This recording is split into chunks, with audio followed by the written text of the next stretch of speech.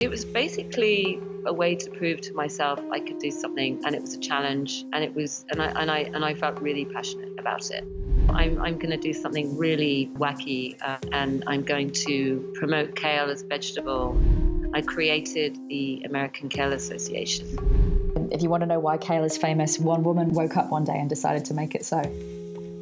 And I drank my kale smoothie on the way to work, and quite frankly, within a half an hour, I was sitting on the toilet with blowout diarrhea. Hold on to your butts. Humans, Homo sapiens, are the only species that has an eating problem. We're the only species that can't decide what's best for us to eat, and by the looks of it, since chronic diseases are on the rise, we're only getting worse. A recent study found that Australopithecus, or Lucy, the earliest known human ancestor, ate mostly plants. But our more recent ancestors and contemporary hominid species ate more meat. There's evidence that Homo naledi cooked and ate meat. Neanderthals were pronounced hunters, and Homo sapiens, for some reason, went to great lengths to hunt some of the biggest, most dangerous animals that ever existed, woolly mammoths. Our stomachs are more acidic than other species that are obligate carnivores, like cats, indicating we have a high ability to digest meat. Obligate carnivores need to have over 70% of their food as meat or organs to be able to survive. Stable isotope analysis also shows that ancient humans were hunters of more animals than wolves or big cats. But after civilization gave rise to both agriculture and living in close quarters, our diet shifted to staple crops like wheat, rice, and corn. Of course, we still ate meat, but the hunter-gatherer tendencies we all had at some point were largely traded for growing crops and domesticated animals instead. Enter the confusion. As our diet shifted and our lifestyles became more sedentary, we started getting diseases of civilization, like heart disease, diabetes, and neurodegenerative disorders. In other words, we didn't eat the foods that we used to eat, and we weren't moving nearly as much as we used to, which led to disease. Ever since, we've been in search of the perfect, nutrient-dense diet to relieve our chronic diseases. For thousands of years, we've been in search of what some might call superfoods. Trends have come and gone over thousands of years. Some foods, like garlic, have had legendary status for thousands of years, while others didn't make the cut. One vegetable that keeps coming back like a zombie is kale. Yes, the superfood of the vegetable industry, the miracle green, the one superfood to rule them all. But what if I told you this was all engineered? And I mean this pretty much in every sense of the word. Would you believe me? Here's the story of how they made a $300 million superfood from trash. In today's episode, we'll go over how the trending vegetable kale was engineered from the very beginning, how throughout history it's never really been an important crop, and how a PR campaign using something called guerrilla marketing literally resurrected this vegetable from obscurity. We'll also cover the risks of eating too much kale and why some of us might want to avoid it altogether. Our journey involves the creation of a vegetable from a wild plant, a non-existent farming entity known as the American Kale Association, and a public relation campaign that would make a convict look like a saint. Stay tuned because this is a wild ride that'll make you wish you never hear the word superfood ever again.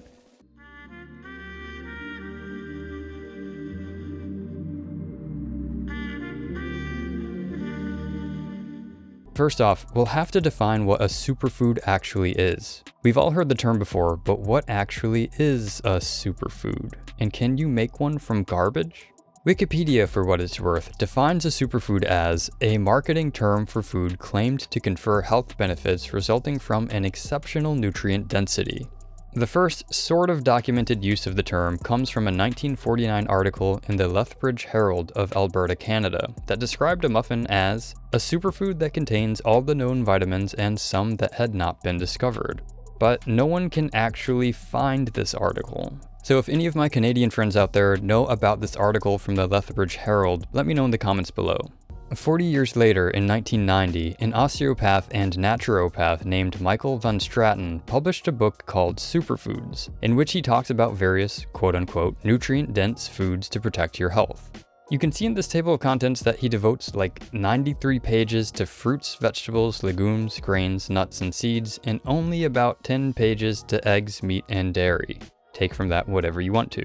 The main point is that superfood is nothing more than a marketing term.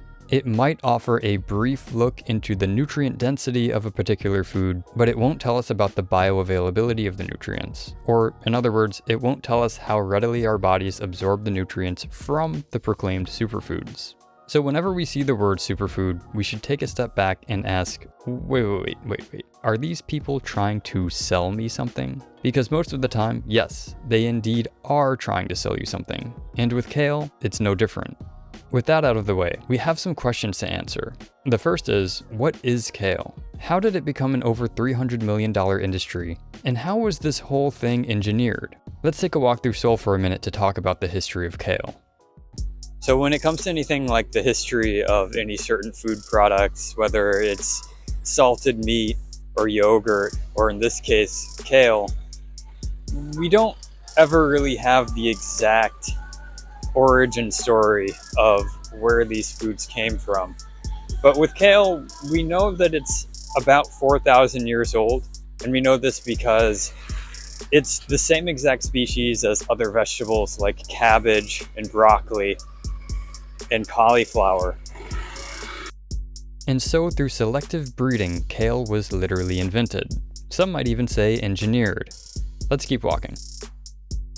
And so we know that the wild cabbage that was being domesticated and bred to make things like cabbage and Brussels sprouts dates back to about 4,000 years ago.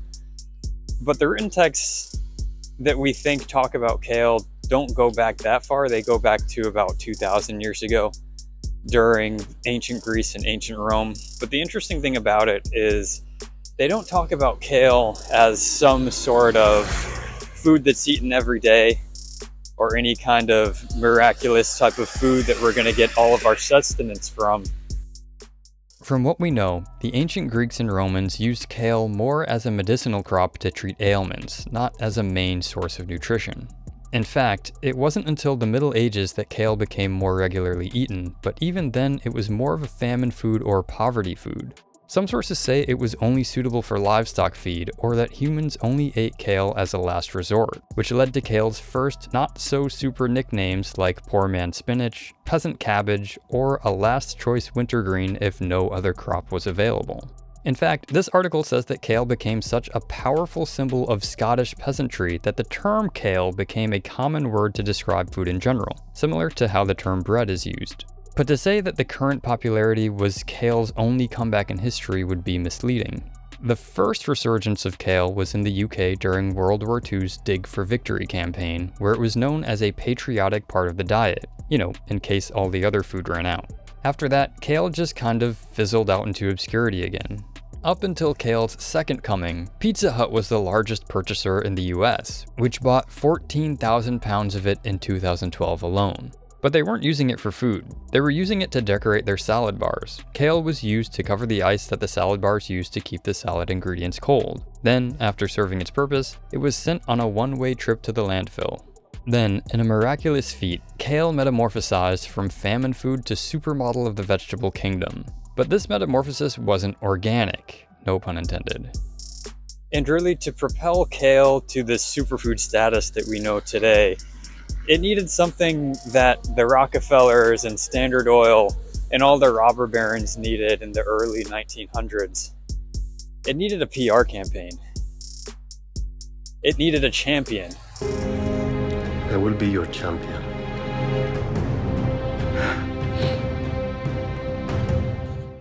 And it got this from a woman from the UK named Oberon Sinclair. The next 14 years would mark the golden era of kale. But what convinced Sinclair to launch a campaign promoting kale? Was it kale's unparalleled nutrient content? She basically was just at a restaurant in Paris having a salad, and she asked the waiter, "What is this green that I'm eating?" And he responded, "Oh, it's kale." So that's it. She just really liked kale. After that, she went back to New York City and launched a guerrilla marketing campaign to bring kale to the masses. First, she had it put on the menu of the Fat Radish, a restaurant in the Lower East Side where Sinclair was working at the time. And then she went around physically putting kale on chalkboard signs and menus outside restaurants around the city. She also went on interviews and told everyone about her campaign and how she was working closely with the American Kale Association to spread the word about how great kale is. But there was just one thing about this. The American Kale Association did not and does not exist. She made it up. In an interview, she said, "I had to do it because I love the word association, and I love associations. I just thought of it. Also, the initials are AKA, so for me, it was kind of tongue-in-cheek humor, having fun." What? So that is it. The joke's on us. Is kale some kind of miracle food, or did we all just get played? I'm confused here.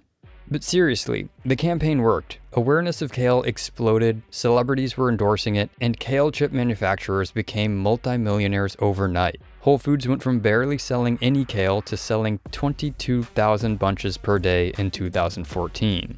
All of a sudden, kale went from being a niche industry to collectively being worth over $300 million. Kale United, a Sweden-based agro-food tech investment group, was valued at $148 million in the first quarter of 2024. Separately, the global kale chips market was valued at $181 million in 2023 and is projected to reach over $500 million by 2033 if the trend keeps up. So before 2011 or so, the majority of kale being used in deli displays and Pizza Hut salad bars was just being thrown out. And before that, sure, people ate it, but being considered a famine food or animal feed really doesn't sound like a superfood to me. We've already talked about how the term superfood doesn't mean anything, but now I'm wondering, is there anything about kale that's special compared to other vegetables? Apparently not really. In a 2014 study that ranked fruits and vegetables by nutrient density, kale didn't even rank in the top 10. But you can't do this to me. You know how much I sacrificed?